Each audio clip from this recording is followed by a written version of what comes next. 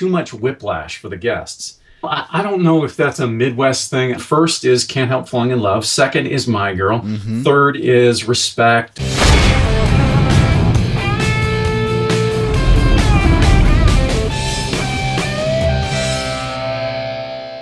It's another week of Mobile Music Thursday, and I'm really excited because this week is part 2 of Jim Cerone, and talking to Jim Cerone about his weddings. Last week was really a fantastic show as we got into the cocktail hour playlist and mix that he does. He does mixes and song selections and playlists for every element that's not just throwing on a standard playlist that's just oh, this is my cocktail mix. It's much more involved than that, and he puts a lot more thought into it, which is really exciting and great for us because it gives us some really good ideas of things that we could do creatively to really enhance the shows and the experiences and all that great stuff. If you're not familiar with Jim Cerone, where have you been? He's the perfect host. He's spoken all over the country. I know he's been to the United Kingdom. He's spoken here at Mobile Beat conferences and Disc Jockey News conferences and conferences all over. And he has a DVD set as well, sharing about the perfect host and how you can be the perfect host. And he's an amazing music programmer. I would call him a musicologist, but that's just me. He doesn't have. Do you have a musicology degree, Jim? I don't, not specifically. Okay, so not awarded by an institution, but by the trade of experiences, you probably would easily get one awarded to you. Just look at this body of work, right? Well, I don't know about that. I've done a bunch of things. And he's modest too. Jim Cerone, everybody. This is really exciting to have him on the show. As you can tell, I'm a big fan of Jim and everything that he does. And you can check more on it. ThePerfectHost.com, is that your website? Jim Cerone, ThePerfectHost.com, yeah. Jim Cerone, ThePerfectHost.com. Yep. And there's DVDs and good stuff there too. So anyway, we're talking about music. And like I said last week, and if anybody wants to watch that first, that might be a good idea if you're really big on chronological order. Because we talked about the earlier part of an event. Because the way that we're doing this is we're actually talking about a specific event that he did, and really looking at the different song selections he made, how he set up different things, and what reasons went behind the choices and decisions he made, like we do here on Mobile Music Thursday. So now, where we left off, as I recall, is that we were just getting into the dance, and you were starting off the dance a little bit slower instead of coming on with a hey, let's hit him with a really hard hook song and high energy like I Got a Feeling or Yeah by Usher. I've known of people that like to start off with Yeah, but a really strong energetic top 40 hook. Instead, you ease into it a little bit more, as I recall. Do I recall correctly? Well, I don't know if that's a Midwest thing. I know on the East Coast, the guests and the DJs are used to walking in, dancing, having a salad, dancing, having dinner, dancing. And in the Midwest here, that just doesn't work. It's like an unwritten law that nobody dances until the bride and groom have had their first dance. Exactly. At the end of dinner. If you try to do it differently, and I've had some clients who, Jason, do you guys have food stations? They don't call them a buffet. In fact, I've been told, don't call it a buffet. It's food stations. I don't know if they've gone to that extent. Only for the appetizer only type event would have that kind of thing. Well, most of the events here are a sit-down plated dinner. Yeah, but here too. Occasionally, a bride and her mom will decide they want to do food stations to encourage mingling. Oh, and they want to start dancing and have dancing all through the night. And invariably, I try to caution them, and I smile, and I nod, and in my experience, the guests will treat this as a meal. They will go and get a plate, they will go and find a place to sit down, and they will eat for a half an hour to 45 minutes. Sure. And so, anyway, so here in the mingling Midwest, doesn't most of happen, the time, is what you're saying. Dinner gets finished, and then we start dancing. And now you've got a crowd that's been sitting for about an hour. They've just had cake and maybe some coffee, or they've gone back to the bar for another drink.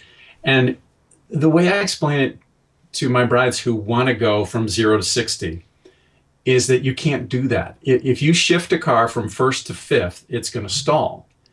You just can't go from 0 to 60. You have to ease into it. And so I can do that in 3 songs. I can do that in 6 or 7 minutes. But it's just too much whiplash for the guests. So if you start with a slow song, a really popular mass appeal slow song, and we mentioned last week things like Unchained Melody, At Last, Can't Help Falling in Love, then your next song, a medium tempo song. And the perfect one that I've had success with is My Girl, The Temptations. It's sunny, it's got that great intro, and it just makes you feel good. So That's a great medium tempo second song. And then you hit them with a third song. And that third song can be fast. It can then be new or old. And so that's a really quick way to get the dance floor open without jerking the guests so much that they don't know which way is up. Because the more you try to get them out of their seats, the harder they're going to sit back if you try to force it. Sure.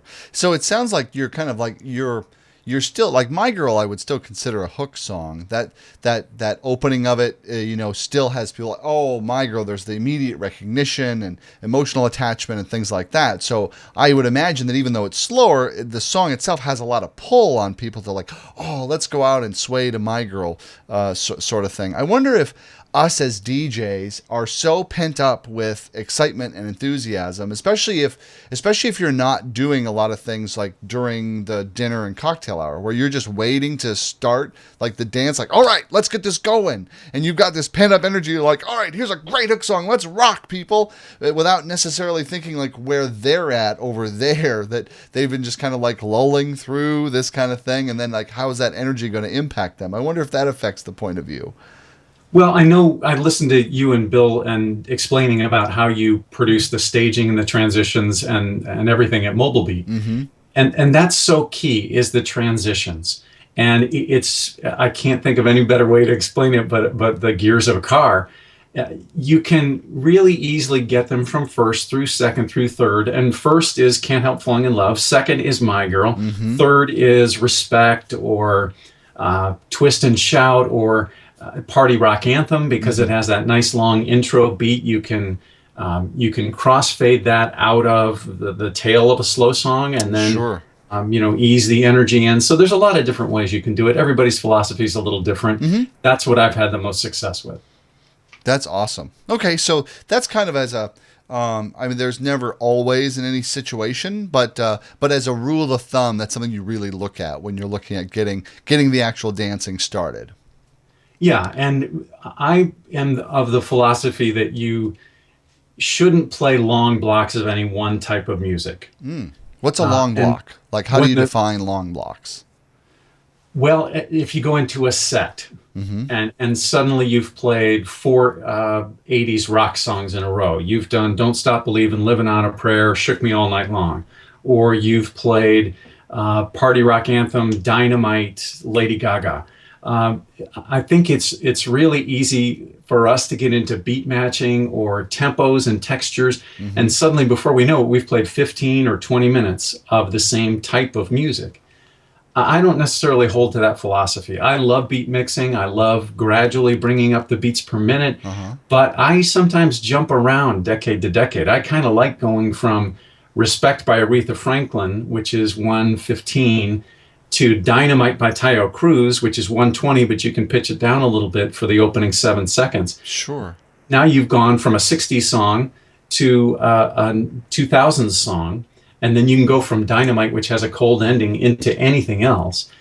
So I don't necessarily hold to doing a set of styles of music. I really try to mix it up. So literally every 15 minutes, I'm looking around the room and I'm trying to be sure every single person, young and old, second cousin twice removed, or close friend in the wedding party, they've all gotten up. And I consider it a challenge to, okay, that table hasn't moved. Either I go over to them during a song and say, hey, how's everybody doing? Is there a song I can play for you? My challenge is to get every single table up, and I want to rotate that floor. And we talked about how there's kind of day parts. The first hour of the dance, the second hour of the dance, the third hour of the dance. As you go through those segments, more slow songs in the first hour when you have more older guests. The second hour is kind of a nice in-between where you're mixing in maybe more newer songs, maybe not as many slower songs. And the third hour is your core group of partiers, and you could go full bore and not play a slow song until the very end if you want. Right. So, being devil's advocate here, around your kind of going from Aretha Franklin, which would be like 60s rock, into Dynamite, which would be, I guess 2000s hip-hop dance. I don't know, somewhere between dance and hip-hop, okay? Now, a concern, I could see what a flag would drop up as a DJ, like, well, but what about like my my people who are over 40, over 50 are liking the Aretha Franklin, but they're going to be turned off by the Taio Cruz coming in next. So I'm going to lose them to gain them. And do I ever have anything going long enough to actually then hold a particular crowd? So how would you respond to that line of thinking? I think that if you've built trust with them all throughout the night, which is what my Perfect Host concept is all about, you're literally the smiling face when they walk in the door. You have the answers to all their questions. You've made them feel comfortable. You've played music during cocktails and dinner that shows that you have something for everyone. You're paying attention. You're trying to be inclusive. I think that you keep them on the floor because of the fact that you've built that trust with them over the last couple hours. So a shared experience is something I really wanted to mention today. Okay. Because our society is more and more fragmented, we've gone from watching ABC, NBC, or CBS to hundreds of cable channels. Yeah. So literally, we don't watch or listen to or experience the same things much as an entire society anymore. No, not nearly like we used to. Right. So current songs, there are fewer and fewer that break to all generations anymore, that bride and groom are going to know, mom and dad are going to know, and the grandparents are going to know. So to me, Taio Cruz Dynamite is one of those safe songs that by now everybody's probably heard at some point or another. Party Rock Anthem is another one of those safe songs. Moves Like Jagger. Those are songs that have probably been used in a TV commercial or a TV show that mom and dad and maybe grandma have all heard. But those songs are fewer and fewer between because we don't have this shared experience anymore. We're not all listening to the same top 40 stations. We're not all watching the same shows. So new music, I think you need to be really cautious with. Not that I don't play any of it, because I play a lot of it, but you play it at the right times and in the right places. So how, like, at what point is a song like, well, okay, like maybe let's use Taylor Swift. So in the last 6 months, Taylor Swift's probably been the hottest thing on the radio.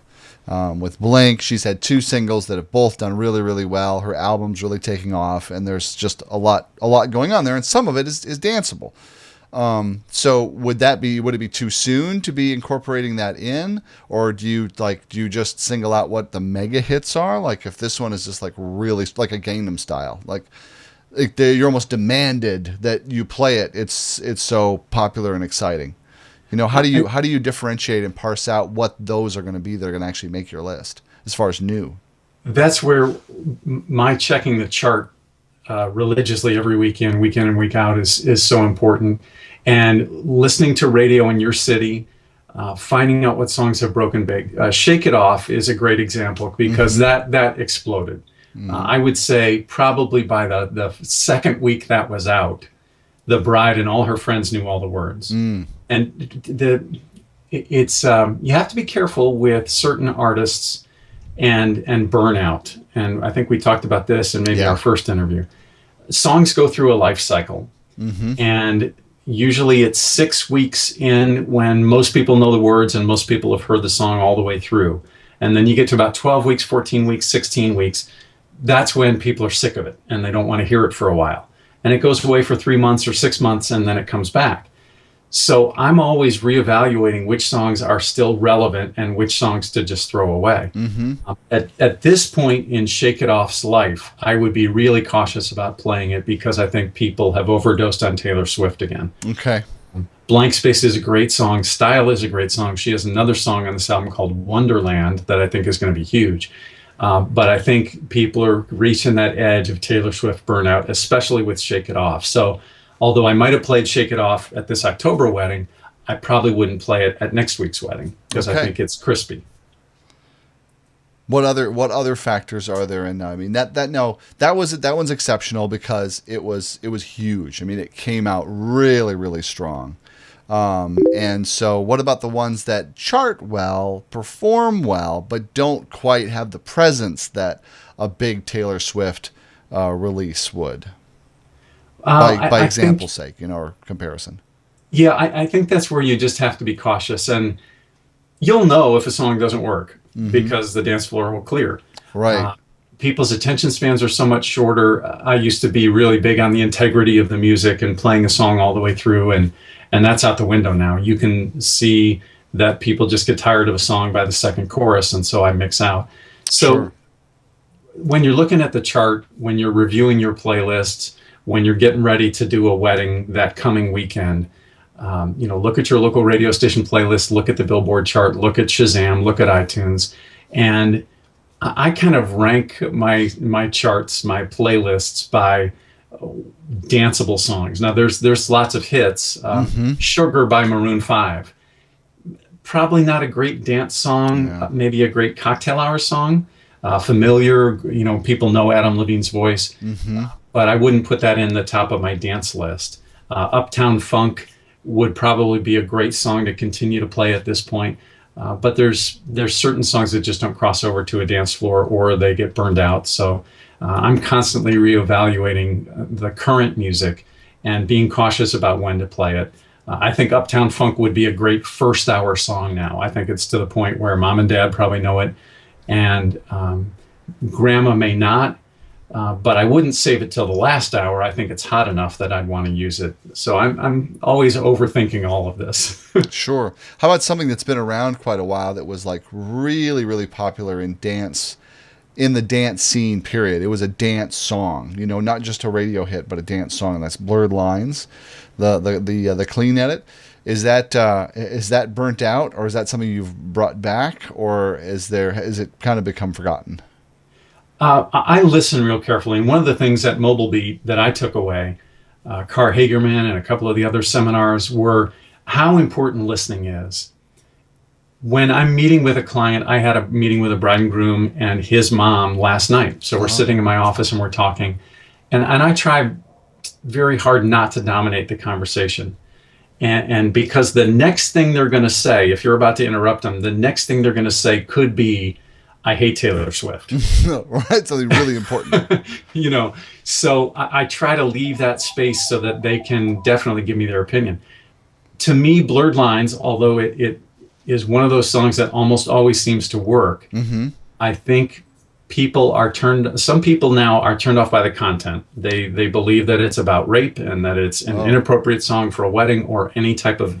I think the tide has turned on Robin Thicke, especially with the Marvin Gaye right. Well, that whole controversy, which has put him at the center of did you lift this from someone? Is it really yours? Right. So I think Blurred Lines is going to be taken off our plate pretty soon. I think it's going to be one of those ones where it's going to have to go away. Lady Gaga, I think, is pretty burnt at this point. She's doing some interesting things. All of her big stuff? Well, I would be cautious. Sometimes Just Dance can work, Poker Face, but Edge of Glory, sometimes I've had those fail too. So artists, not just songs, but I think artists kind of go in and out of favor too. So you just have to take all that into consideration. Well, and she burned really hot and fast too at the height of her popularity. It was that's the bad thing about going, you want to go big, but don't go too big and don't go too fast. And I would say Katy Perry is kind of facing that too. Great songs, but they just, people get overdone on it. And then we have yet to see something really new and fresh come too. It's from Lady Gaga. Yeah, well, she may do a standard. She was on this, did the Standards Duets album with Tony Bennett. Some people are using that as cocktail music, and I think she impressed a lot of people at the Oscars with the Julie Andrews thing she did. So maybe she's about to move in a different direction. She'll do something else. There were a couple of songs that came out this week. Again, I'm just constantly researching and listening, and if I go to a different city, I had a video shoot in Louisville. This is kind of a side thing that I've done for a while. That I work for a talent agency. Yeah, and while I was there, of course, commercial talent and on-camera talent. Haven't you? You've done that for years in conjunction with your radio career. It's just a fun, different thing, and I may do 4 jobs a year through this company, but it's interesting. So I was in Louisville, Kentucky. And of course, on the way down, I'm listening to the top 40 station there. And the Pitbull Neo song, Time of Your Life, is a great song, but even the clean edit is a little iffy. It says, I worked my blank off. I still can't pay it though. Well, even when they took that out, you could kind of hear it echoed in the background. Well, WDJX in Louisville played I Worked My Tail Off. And I was like, well, how come we don't have that version? Where did that come from? That's perfect. I love that. That solves the problem. So I contacted, I get my music through Prime Cuts, TM Studios. And so I contacted Jim Weiss and I said, is there a way you can get this version? Right. Take Me to Church by Hozier is another one of those songs that in its original single release, maybe not a dance floor. Well, there was somebody did a remix. And I heard that on another station. I said, well, we need to get a copy of that. And then there's a new Jason Derulo song, Want You When, I can't think of the title. His last single was called Trumpets. And it was very much like a lot of his other songs. Well, this new song is like a bid to be total mainstream top 40. I think this is going to be Jason Derulo's huge breaking hit that everybody's going to buy. It's called Want to Want Me. Mm-hmm. And I heard that on one of the local stations, and I was like, "That's going to be huge." Yeah, every indicator is that's gonna hook really hard. It's a song. It has the elements. Well, my friend who worked in radio for 30 years, when I met him, said he would call that a hook burger in the business. Where like every 15 seconds there's a new hook in the song. It just keeps pulling you along. No, this dates me, but do you remember Donny Osmond's Soldier of Love? I really don't. It was like 1988, 1989. Now, Donny Osmond had been gone for a long time, and this was kind of like his bid to come back. And it was really synthesizer laced, and it was a hook burger. I mean, it was obviously very purposefully written to be hit. And I think this is a really interesting move for Jason Derulo, because this is obviously his bid to go total top 40 mainstream. And I think it's a really solid song. It's kind of like Uptown Funk mixed with a Justin Timberlake song. So. Oh, fun! Very distinct styles there. Yeah, that is really, really fun. That's really cool. It makes me, talking about these artists has me think of Macklemore. And Macklemore was all the rage. And the one observation I made about Macklemore's songs, not so much Thrift Shop. Thrift Shop was, that's trendy. I could see that burning out. But the, like, what is it? Is it Hold On? Can't Hold Us? Hold Us, yeah. Hold Us is a really strong dance anthem. It's really it's got really great elements in it. It changes, it's happy, it's fun, it surges. It's a fun ride to dance to. And I really anticipated lots of longevity for that one, that could be kind of a staple one for the decade, for the era to be able to pull out. What's been your take on that? I agree. And funny story, we have a venue that's on the 48th floor of the tallest building in downtown Indianapolis. Mm-hmm. So the dinner has finished, dancing started, and it's all wood floors, and it's a pretty open room up to the windows, and it's floor to ceiling windows that look out on all four sides. Mm-hmm. And I'm standing next to one of my good friends who's a wedding planner, one of the photographers I work with frequently. And I'm up against the wall. I'm on one of the inside walls. That's where my system is set up, and everybody's dancing in front of us and then the windows. So I play Can't Hold Us. And there's the part at the end where it goes stomp, stomp, clap, yes. Stomp, stomp, clap. Well, everybody starts doing that. Oh. And the building shook. Wow. That's awesome. And the wedding planner, the fear in her eyes, she was like, "What is that?" I said, "They're just dancing." Don't ever play that again. Yeah, she said, "Stop that." We don't need a collapse. Wow. And the cool thing about that is when a song has that kind of longevity and just it's just a feel good song people just like, and it doesn't really wear wear on you. You're just like, oh, this one. It's like who was it? Ira Glass described Elton John that way. He's like the coleslaw of the music industry, where you're never offended by it and you always kind of like it. It's always pleasant. Like, oh, Elton John. Oh. It's just like comfort food, and it seems like that's the kind of single. But then when everybody knows it that well, they know all the parts of the song, it creates new possibilities for engagement, like you just experienced. Yeah, and you just have to be aware of that and be listening all the time, everywhere you go. Which songs are relevant? Which songs are you still hearing? Which ones have dropped off? I listen to WLS in Chicago online or on my phone.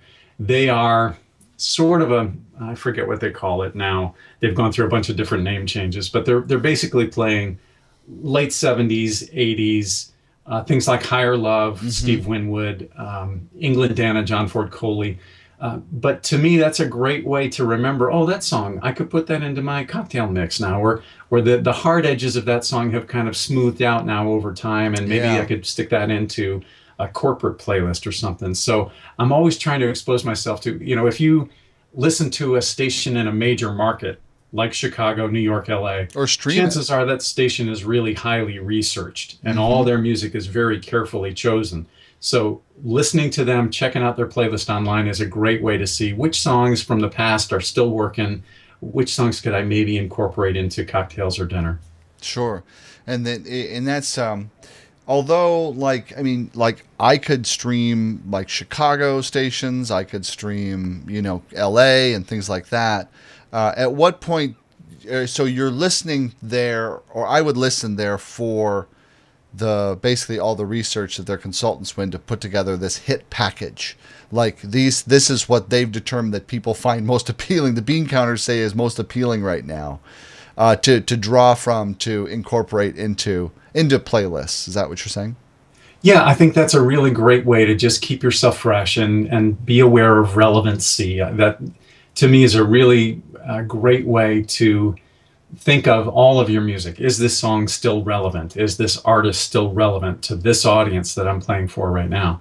So listening to the music at the pharmacy, at your grocery store, in restaurants, be sure that you listen to your local radio stations, not just one. I know we always have a favorite, but I'm constantly punching through a series of about 6 stations in Indianapolis. I look at the Billboard charts and all of that. So the music evolves. It's not it's a constantly evolving, changing thing, and our tastes and the relevancy of music changes, and you just have to have your finger on that pulse. So that's why I'm always researching and listening and watching and checking and making notes and really overthinking everything. Right, just being really, or otherwise known as being really engaged in the music and where it's going and what people are doing, like really watching it like it's a spectator sport, because it really, I mean, when you get into it, it must feel that way. I mean, there must be a lot of exciting discoveries that you make, and that you kind of like, that you're discovering even on your own, not like, oh, you heard it secondhand or whatever. Music is totally my life, and I listen. People say, what do you listen to? And my answer really is everything. You'll find me in my office. I have some favorites. I love Steely Dan. I love Fleetwood Mac. I love Sinatra. But I also love St. Paul and the Broken Bones. Oh, cool. I heard our local alternative or adult alternative station play this, and the guy's voice and the instrumentation is so cool. I don't buy CDs much, but I went out and bought that. So I love discovering stuff that's kind of left of center, but then I love hearing a top 40 song like this new Jason Derulo. I turned it up every time it came on. I'm like, this is going to be huge. So yeah, right. I'm you so just get caught up passionate in the about it. I excitement. love it. That's awesome. Have you ever heard of, or, and I don't mean to ask you a gotcha question, but just have you ever heard of or got turned on by an artist that goes by Saint Germain? Yes. Oh yeah. For dinner music, it's kind of a jazz fusion. It kind of has predictable loops and percussions that are familiar in EDM set, but it's done all in jazz. Like the Tourist album that he did was my favorite, even though he did follow that with Boulevard, which is along the same lines, but not as cool as what he came out with on Tourist. Is that something that you include a lot? If the bride and groom have told me that they like it, and I just typed up Saint Germain because I knew I had to buy it, and it looks like I purchased this in 2007, and it was the Tourist album, so I have that whole album. You have the good one. So I had a couple who loved chill or electronica, whatever you want to call it. So I have everything, and because I check Entertainment Weekly every week, and they're so far ahead, I'm always discovering artists that they're picking ahead of time. Looking at the charts every week, looking at the radio stations, both the top 40 station and the adult alternative station. The new Mumford & Sons, I think, is pretty cool. It's called Believe. They've left the banjo behind. It's so much fun, and that's why, again, music is constantly evolving. Every week there's new stuff coming out, and you don't have to be a huge, rich star to book studio time and make an album anymore. Right. So I think the universe of music has just exploded. There are so many different ways. You don't have to have a record company. You can release it straight to iTunes. So it's harder than ever before, and it's more exciting than ever before because anybody can make an album and have a hit. Right. Yeah. There's new. The good thing about turning the system upside down is it creates an opening for anybody who's got the grit and determination to do whatever it takes to get noticed, to get to find their audience, really. And it's so democratic because the music that's good will eventually catch on, and the music that's not so good, that's average. If you can write a hit song, if you can write a compelling song, or you have a unique voice, I think your chances of making it now are better than ever before. Let me finish up by talking about the end. Oh, is this where we talk about quitting your DJ job and going out and starting a band? Gosh, I hope not. I'm not going to hang up microphones for as long as I can. The end of an event. We talked about the beginning, the cocktail, like dinner. The finale. You have to give people an ending. And Drax and a couple of other people really hammered this into my head because I didn't used to think about it. You want to get out. I'm finished. I've been playing for a long time. I want to go home. But ending on a high note and planning that in advance with your clients it's hard to describe the powerful impact that has. So I always talk to my clients about what are your favorite songs, road trip songs, spring break songs, closing time at the bar you hung out in college. What are some songs that we can play? And I ask them for one or two or three that we can wrap up with. This particular wedding in October at the Indiana Roof Ballroom, we finished with My Kind of Party with his Jason Aldean, and then Wagon Wheel. And Wagon Wheel is tricky because you have to ask him, do you prefer the Darius Rucker or the Old Crow Medicine Show version? But that's a natural sing-along. You know that you're going to get everybody running from the bar out on the floor. Piano Man might be a favorite for them. Sweet Caroline, Don't Stop Believin', American Pie, whatever it is for that crowd and that bride and groom. It's really key to just how you do at the beginning of the dance. You start slow, go medium, go fast. I think you should go medium fast towards the end and always end with a faster song. Like a high note, like woohoo. Exactly. Right. Rather than like, let's do a slow romantic song. And then it just kind of fizzles out, sway away, and then it's like, the energy's all low, lights come up, everybody's like, oh, like they just woke up. Right. Yeah. But I think if you do a slow romantic song second to last, and I always say, was there a runner-up to your first dance that you ended up not using? Let's play that second to last. And maybe it's Wonderful Tonight, or it's Then by Brad Paisley, or whatever. But then finish with something like We Are Young by Fun, or Some Nights by Fun, or anything that fits their style and their personality. So I don't have an always. I have a list of ideas that I can give them. But I think ending with kind of a sing-along, and Don't Stop Believin' is the classic example of that, Sweet Caroline. It's just a great way to get everybody out there one last time, get them to hug the bride and groom, or set up a line and have them high five, and they go out the door to their horse and carriage or something. But ending on a high note is really key, and that's an important way to finish the night, and it's the memory people walk away with. Right. That's brilliant. Jim, if you were going to end this interview with a song, what would it be? For you, Jason? Well, for our audience, too. It's not just me. It's me and every other DJ out there. Oh, if I give a song, it'll be irrelevant in a month. So I'm just going to say, pay attention to your ending and give them the best ending you can. Oh, you're not going to give me a song to end our interview? Like, if you were going to pick a song, if we were going to play a song out, because it only has to do with the moment we're in. It doesn't have to do with the future. How about New York, New York, Sinatra? Oh, that would be perfect. That'd be perfect. That's how we ended our party in Vegas. That would be that's a perfect closer. Do you still play that as a closer often? No. In fact, because I love Sinatra so much, I tend to underplay him. If they wanted it, I would absolutely play it. If they had a big contingent of people from New York, or the bride was from New York, some kind of connection, sense. Other than like, hey, it's a standard closer, everyone. No, I try not to have a standard anything. Oh, good. And that shows. Jim, thank you so much for spending time with us on Mobile Music Thursday. It's always a treat, always really valuable to have you, your experience, and your insight on the show. Thanks a ton. It's my pleasure, Jason. See ya. That's another week of Music Thursday. We'll catch you later. Great exit.